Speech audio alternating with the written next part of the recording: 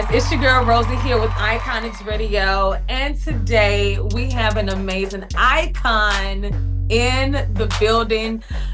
This is our second time actually getting a chance to talk, but this conversation is going to be one like no other. So, from arena-shaking anthems to viral TikTok hits, and even the cinematic soundscapes of indie films, our guest today, Dale Penner, has done it all, guys.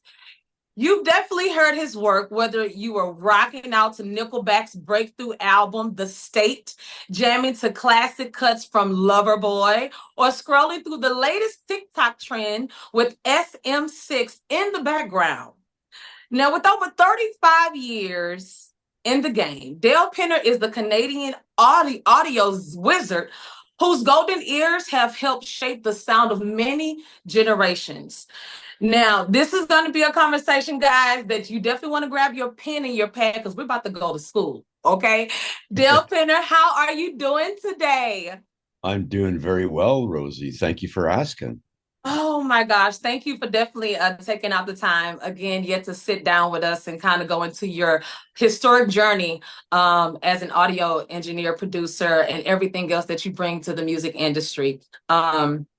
Thank you so much from the bottom of our hearts here at Iconics Radio. Well, I appreciate you guys having me. This is it's always nice to talk with people about my job and your job and the industry. So thank you. Yes, yes. So, Dale, I asked you earlier before we got started. I kind of like to give people an idea of who we're talking to. And you're a good morning guy. You like wake up twice in the morning. In the morning. What's the first thing that you get a chance to do when you first wake up? I make a pot of coffee Nice. and I go for a walk around the block while the coffee's brewing. Normally I just, stop by Starbucks or my wife's in there making me some coffee, but you go the old school way and you literally grind the coffee, get it all the way down, and you're going for a walk. So when you get back home, you can sit, relax, and just prepare your day. Exactly. I love it. I love it. Well, we can jump right into it. What was the first fire for music and production for you? And what's kept that fire burning?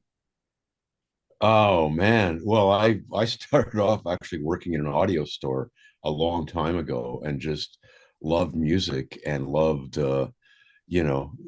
sounds and creating sounds. So that's what got me fired up. So that was the very outset and got me to go and take a pretty short audio engineering course for a couple of months down in Chillicothe, Ohio, which really just gave you the bare bones stuff to be able to walk in and to a studio and try and sell them on hiring you. I love that. When you think of little Dale Penner, who was little Dale Penner? What was it like for you growing up? And how was that? I grew up in a small farming community, and it was amazing. My mom was a music teacher, and and raised myself and my three siblings. And so I took piano lessons, and I didn't like that anymore. So I thought I'd be able to, I talked my mom into no more piano lessons. But then I found out that her motivation was actually, okay, no more piano, but you still got to do music. So Mm. she set me up for trumpet lessons. Nice. And so that's where I first started playing music, and I started driving fast cars and motorcycles around the same time. So music and speed in vehicles. Music, That's music what it and was like. speed. Yeah, ripping around the country roads before I even had a driver's license. Wow, wow. Do you remember your very first joyride where you were just like blasting some music? Do you remember that moment? Hmm. I don't remember that moment, no, but I do remember blasting music because I'd use my dad's pickup truck to go out for the evening, Yeah. And I'd have the tunes cranked in it, and I'd always forget to turn the radio off when I got home. So dad would get in his truck in the morning and turn it on, and the radio would come on like on stun level. So I remember that. I love great stories like that. Now, going into later producing Nickelback's The State. Did you know it was going to blow up like it did? No, I had no idea. I had no idea. I mean, not a clue. I mean, I was living on the West Coast in Vancouver, where I had moved from my hometown to get to Vancouver, where there was a much larger music community. Mm-hmm. And I started working on projects there. I got my first lucky break was I got to record with Loverboy for their song "Heaven in Your Eyes," which was on the first Top Gun soundtrack. So that was a door opener, and I started working with a lot of young bands, and I had success with a couple of them in Canada, and one in America, who got a large record deal Mm-hmm. together with and I hooked up with a manager that in LA. And then somebody, one of the Nickelback manager, sent me a CD with 3 songs on it and wanted to know if I was interested in producing their album. And that's where it started. I listened to listened to the songs, and Leader of Men was one of the songs. And I think it was hearing that song that really sold me on hooking up with the band and seeing what might happen. But if you were to have asked me then, hey Dale, did you know that this band is going to be Billboard Band of the Decade? I would have said, well, that would be great, but I don't see that. That's not something you really plan on. You just work for, right? Yes. So yeah, that's how that project came about. And they were unsigned when I started working with them. They didn't have a record deal, and they had and my manager and I had this strategy where we would, because I live in Canada and he was in LA, we would find artists in Canada that would hire me to work with them, or I would find them and approach the artist and try and develop them in Canada to get them some notoriety here, and then take that notoriety and success in Canada that we achieved independently and go to America, where we wanted to sign the band. Because, as you know, 38% of the music market in America is 38% of the world market is there, compared to 3% or 4% in Canada. So it's a much better Wow. place to have your champions, your team, your Right. police. So it was weird how it happened. I mean, this was really grassroots because um, I cut kind of almost like a production style deal with the band. They didn't have a lot of money, but they had some success touring. Right. And we went in and did this album, The State, and I got my friend Garth Richardson to mix it. He was done Rage Against the Machine and a lot of other big records, and he was a pal. So he came on board for the mix, and then we set up to get the story going, and everybody had a job to do. Mm. Chad did radio promotion. Yeah, we mailed out CDs to all the radio stations, and he phoned them Wow.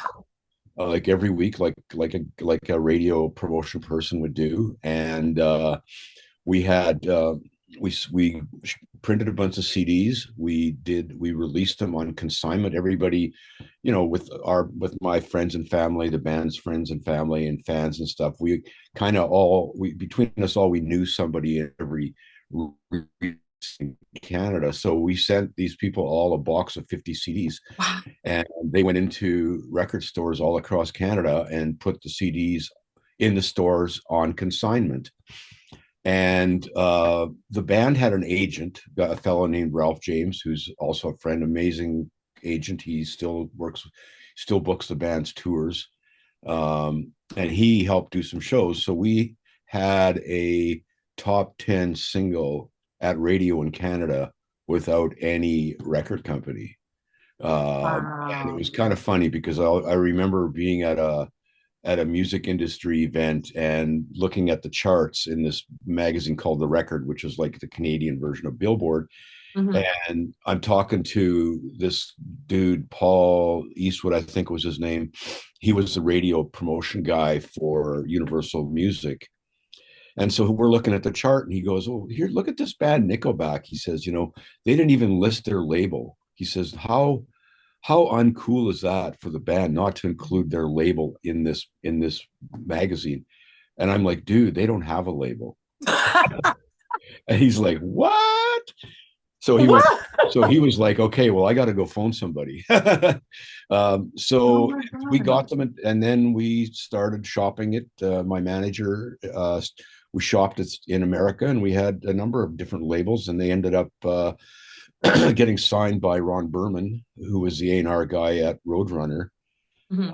And it was really Nickelback was not nearly as heavy a band as a lot of the other artists on Roadrunner. So it was a bit of a departure from what they had done. But there was other labels that wanted to work with the band, but Ron was the guy that really resonated with the guys in the band. And I guess, as they say, the rest is history.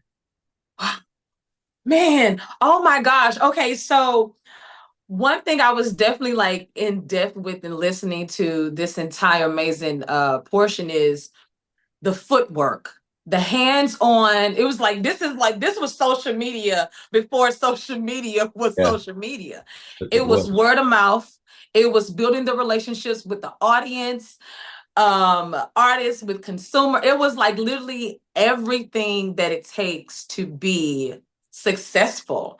And you guys did that without my gosh. Okay. So when you think about that, looking at also with having had work in Top Gun, we're talking about what year was that? I think Top Gun came out. How many? I mean, we're talking the early 90s, maybe, That right? was probably. I don't even remember. Yeah. I mean, I'm kind of showing my age, We're like but we're in it the was, 2020s right now. yeah, it's a hell of a long time A ago. hell of a long time. When you think about that time, right? Up until 2025, your music is still it's on TikTok. It's trending on TikTok. When you think of how much technology has evolved, how much do you think is affecting not getting the footwork in versus being able to just kind of post something and it can just happen. Uh, I think it's. I don't know if the overall plan has changed that much. The things that you needed back then, you still have to have now. There's just Right. more avenues to get it. I mean, the whole streaming thing has not been very kind to a lot of independent artists. It's taken a big revenue stream away from them. But I work with. I still continue to work with emerging artists. Like I have a song, like three songs right now that are charting on Music Row, by three different artists in Nashville. So you have to keep inventing yourself and staying current. And it's kind of interesting that the streaming kind of killed the business, or at least an aspect of it. But Mhm. what came out of it was other opportunities, Yes. So like being able to, record uh, in smaller environments. You mhm. can record in smaller spaces with technology. So where budgets got smaller, the need for bigger budgets also decreased. So Mm. but the things that remain the same are, you got to have a great song. That's for sure. That has not changed. It has to be hooky and catchy, and you have to work hard. Those are the two things Yes. that have not changed at all. You have to have, and that's now you just have social media, and you still have to tour.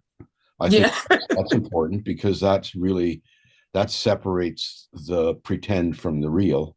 I think in an artist, getting on stage is where you where you're kind of there. You don't have the same little trickeries you can do in the studio. So you really have to be able to sing, just to sing on stage, and you have to be charismatic. You have to have that certain X factor that I'm sure I mean, you interview artists all the time, and you must notice that Yes. common thread about all of them. They're all a little nutty, and they're very, they're creative.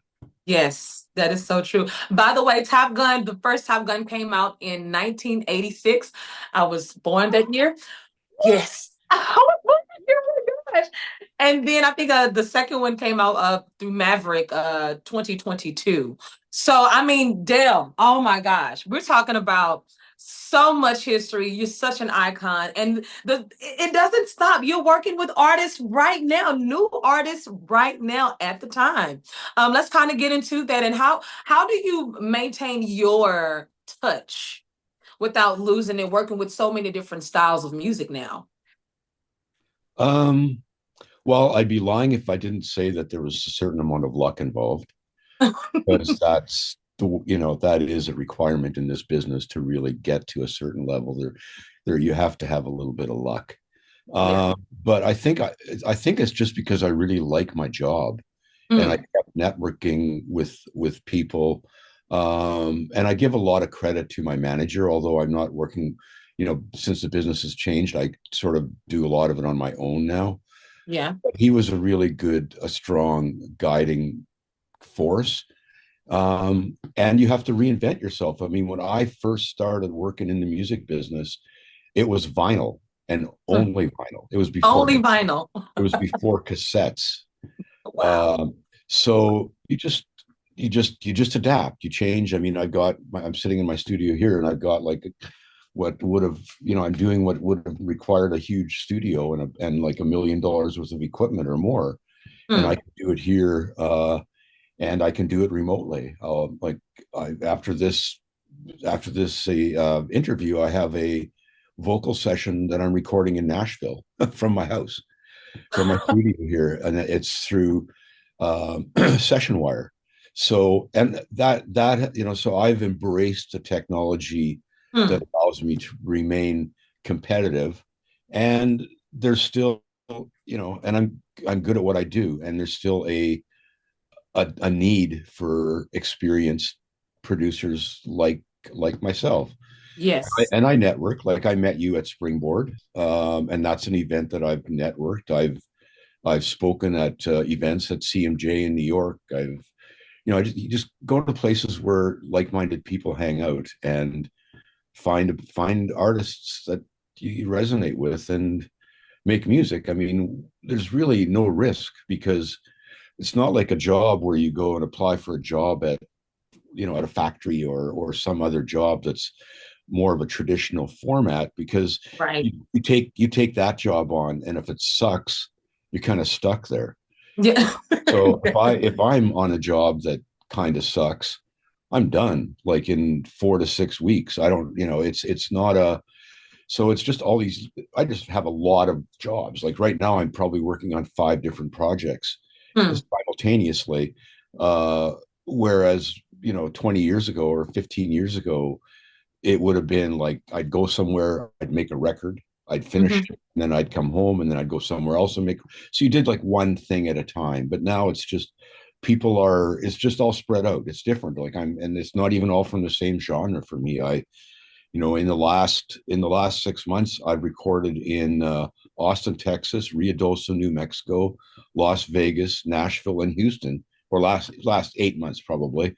Um, Wow. so yeah, that's Wow. you Come just keep on, doing Dale. it and Dale hope. say he gonna get some sleep, but later. Okay, listen, I love it. Speaking of so many artists, and you just working and just blessing so many artists with your special magic touch.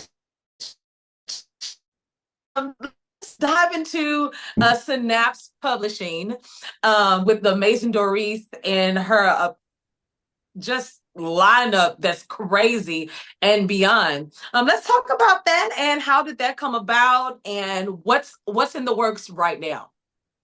Um, Well, you're right. Doris is amazing. I met Yes. Doris probably 2 or 3 years ago, and interestingly, I met her at a Springboard event. We were both speaking on a panel, and she had an artist there, a fellow named Andrew Salgado that she'd been working with for a number of years. And Andrew and I hit it off, and we ganged up on Doris and made her let us make a record together. And she was, wasn't really ganging up on her. She was all into it, and we just Oh, started.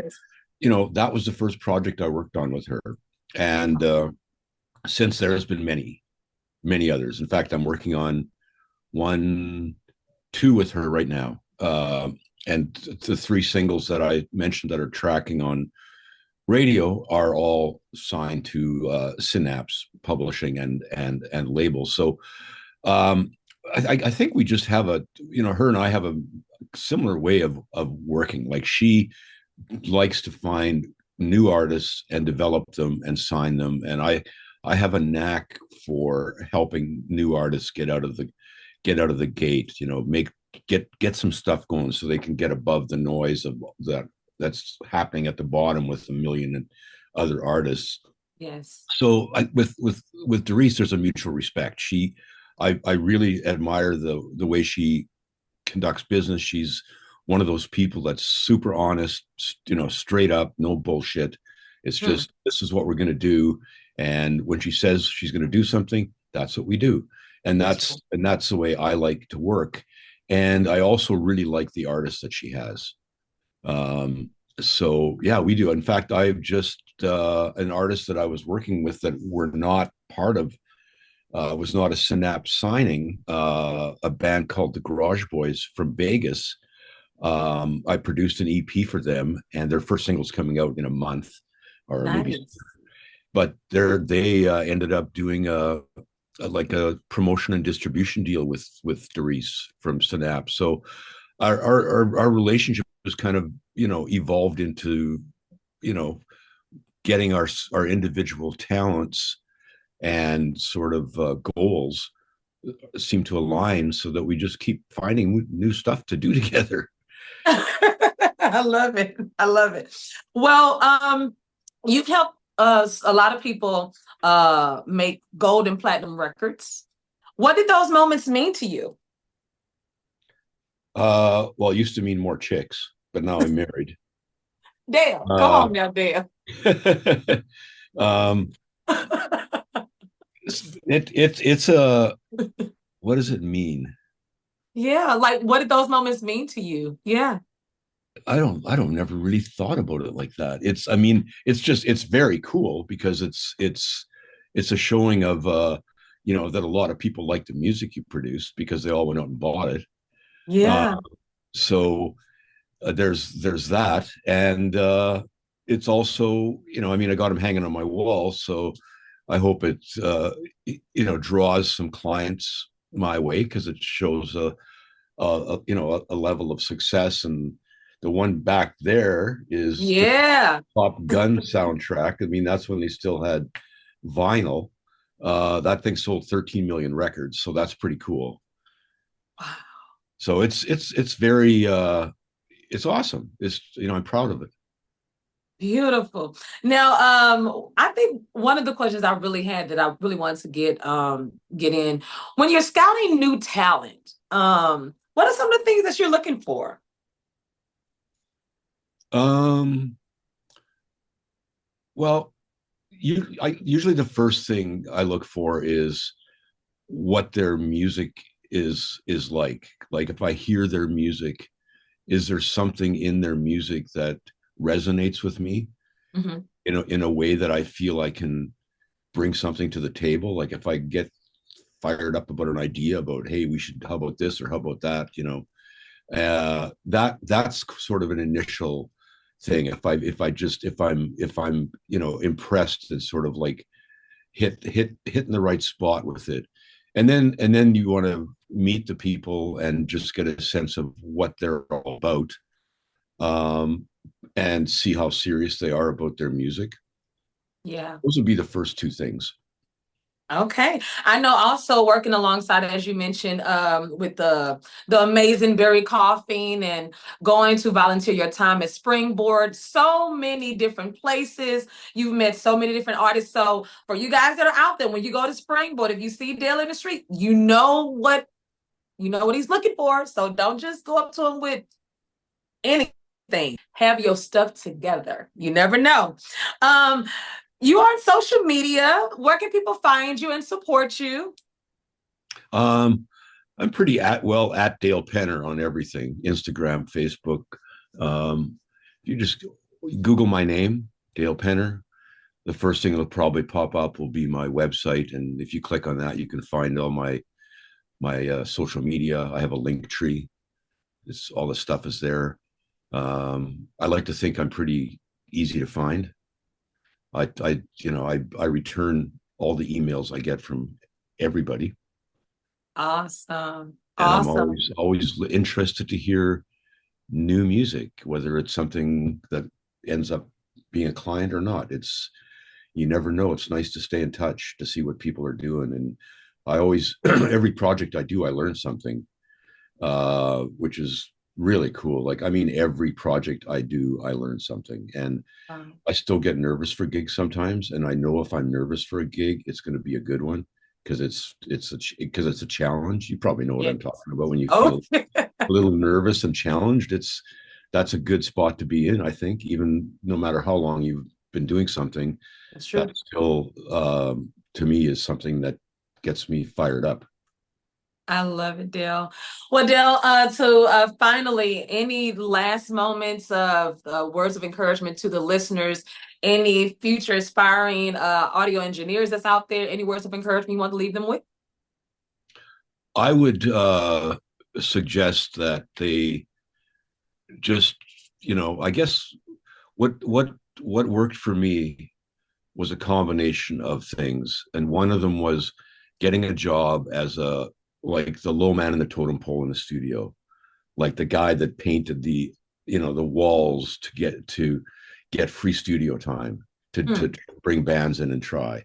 Go if you're starting out, go find a band and figure out a way to make a recording with them.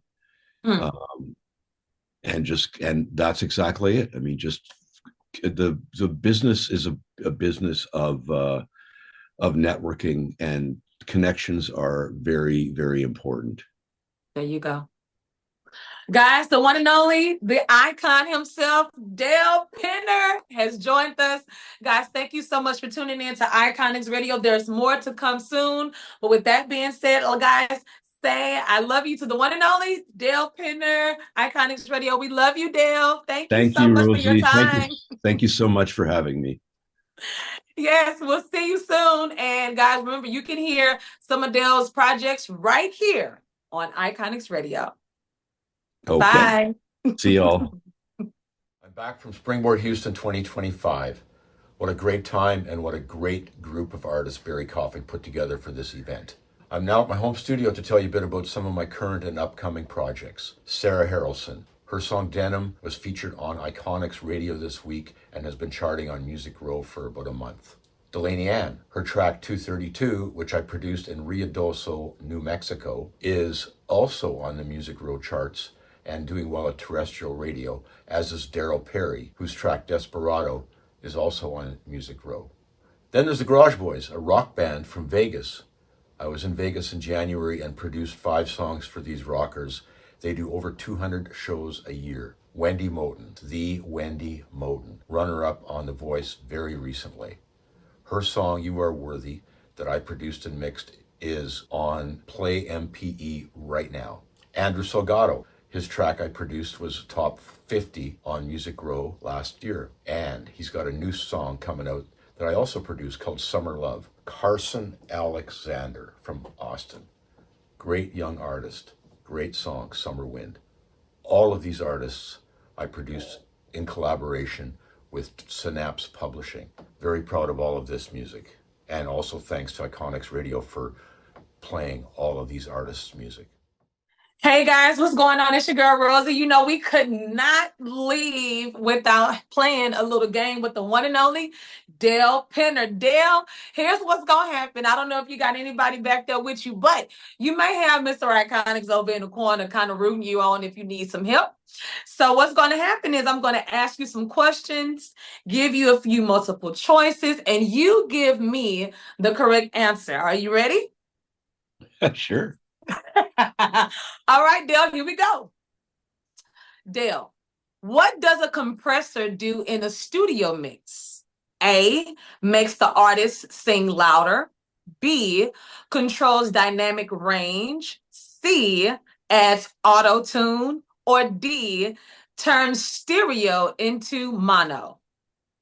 I'd have to go with B. Final answer? Dynamic range. Yes, ma'am. That is correct. Okay. All right, Dale. Which of the following is not a type of microphone? Is it A, dynamic, B, a condenser, C, reflective, or D, ribbon? Reflective. Is C. that your is that your final answer? That's it. That's the only answer. Dale said that's the only. That is correct, Dale. Okay. All right, Dale, here we go. What instrument would you most likely use a DI, direct input box for? A, drums, B, saxophone, C, microphone, or D, electric bass guitar? D, electric bass guitar. Yes. Wow. Dale's like, could you come? I'm really glad I'm doing well at this. I haven't had a test for a while, like not Yeah, enough. okay. Multiple Well, you choice. are acing it as you would. All right, here we go. All right, Dale, here's a good one. Which band is known for famously recording their albums live off the floor? Is it A, NSYNC, B, The Rolling Stones, C, Imagine Dragons, or D, ABBA? Oh man. Ooh. I would say C, Imagine Dragons. Final answer? Well, it's either that or the Rolling Stones. I'm not really too sure. You know what, Dale? Which one is your answer? You got it, but which one is your final answer? I'll go with Imagine Dragons. It is B, the Rolling Stones. He was like, Oh, oh those no. Imagine Dragon records just sound like they were live off the floor. Oh wow. No, you're See? right. A B would be what I should have. That's sometimes you just got to go with what seems. You got to think outside the box, and I shouldn't have done that. I should have gone with what the obvious one probably. I You thought it were was a going trick off your question. ear. I thought it was a trick question. That's what it was. Okay, here we go. Which of these duos is not a real collaboration? Is it A, Run DMC and Aerosmith? B, Nirvana and Beyonce? C, Elton John and Dua Lipa? Or D, David Bowie and Queen? B. Final answer? Mm-hmm. That is correct. All right, Dale, here's the one for the big banger. Here we go. Dale Penner, what was a signature 1980s rock star hairstyle called? Was it A, the layered wave, B, the mullet, C, the side shred? I want to see that one. Or D, the reverb roll? It's got to be the mullet. Final answer? Yeah. Yes. That is correct. I think the mullet's making a comeback. They are definitely coming back. I mean, you just see everyone just kind of going for the whole side. Yeah, it's going there. Well, Dale Penner, thank you so much for joining us and playing the game. I just want to also just say thank you for everything that you've brought to the music industry for generations, as well as what you're doing now with the young generation of upcoming icons. The movie industry, the film industry, the music industry, the students that are definitely sitting under you. We definitely became students of you today. Thank you. Thank you so much for everything that you do. We appreciate you. We honor you, the icon himself.